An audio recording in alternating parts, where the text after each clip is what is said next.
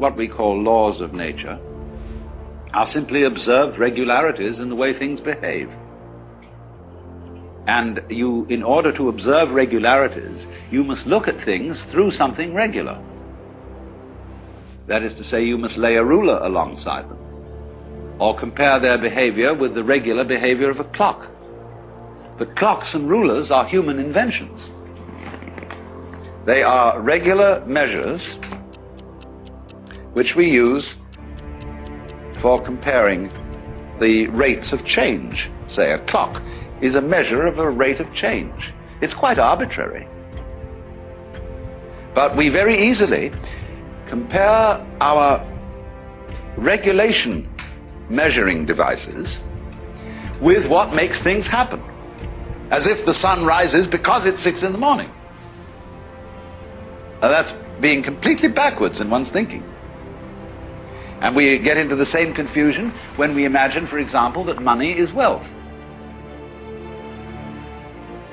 Here we have fantastic wealth, you know, and we have the technological possibility of making everybody on earth the enjoyer of an independent income. We can't do it because people say, where's the money going to come from? Because they think money makes prosperity. It's the other way around.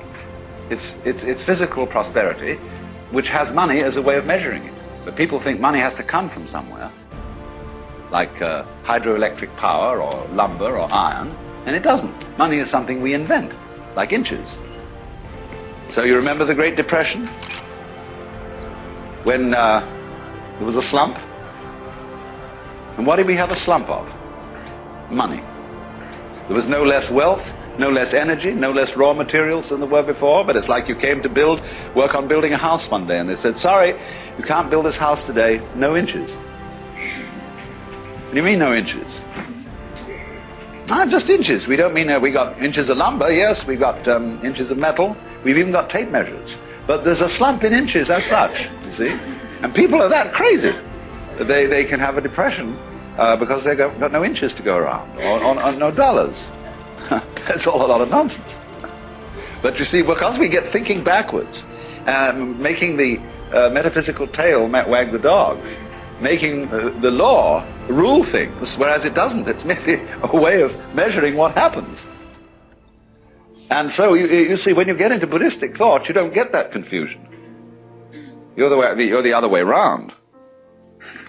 So you're looking at a system where, to go back to the Buddha's words, this arises, that becomes, which is a way of saying, you can't have this without that.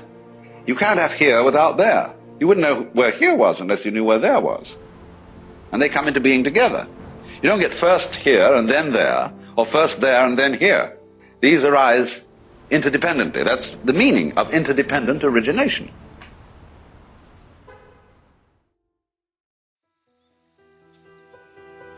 And to grasp the idea of interdependent origination is as important as the idea about seeing how things are related by space and intervals. And seeing, therefore, that you tend to look at life from a myopic point of view and see details, see the trees and not the forest, see yourself as something loosely related to everything else that's going on and not integral to it. You see the figure but ignore the background. But the figure and the background arise mutually. They are to each other as this is to that. And so we really have to rid our brains of the notion of causality. The notion of causality being that present sets of circumstances are the result of past sets of circumstances. And that therefore certain events which are called causes are responsible for following events called effects. And all this is an enormous piece of mumbo-jumbo. Because what is not seen and what is not clear in thinking that way is that in physical nature there are no separate events. This is startling to people. But it's really quite easy to see that there are no events in nature. Because you can ask very simply. Let's take something called an event. How do we demark it from other events? At what point, shall we say, were you born? Were you born at parturition? Or when the doctor slapped you on the bottom? Or cut the umbilical cord? Or when you were conceived? Or when your father and mother were first attracted to each other? When was it? When did you begin? There's no way of deciding except arbitrarily. And for legal purposes, we say you were born at parturition. And that's when the astrologer casts your horoscope, except that other astrologers disagree and want the conception time. And say, that's the real beginning. There isn't a real beginning. It goes back and back and back in an inseparable continuity. When are you dead? That's another big argument. And you can get all kinds of ideas about that. So once you see that an event is a term in an intellectual calculus. So when you see that what we call separate events don't exist, it becomes nonsense to speak of one event causing another.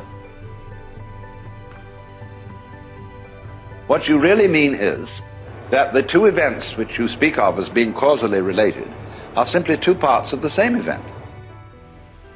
They go with each other in the same way as this with that. The relationship is not causal, it is mutual. And it works two ways in time, because so-called future events are not merely passive to past events. Now, when we interact with the world, what moves first? Who starts it? The objective world or the subjective world? But they are related as this to that. You can't have an object without a subject, or a subject without an object. You can't have something known without the knower. And that gives the show away. There isn't any real distinction between the knower and the known. There's two ways of looking at something, yes. Two poles of a single process. But the knower and the known are subsumed as the knowing. And all life is knowing. Being, becoming.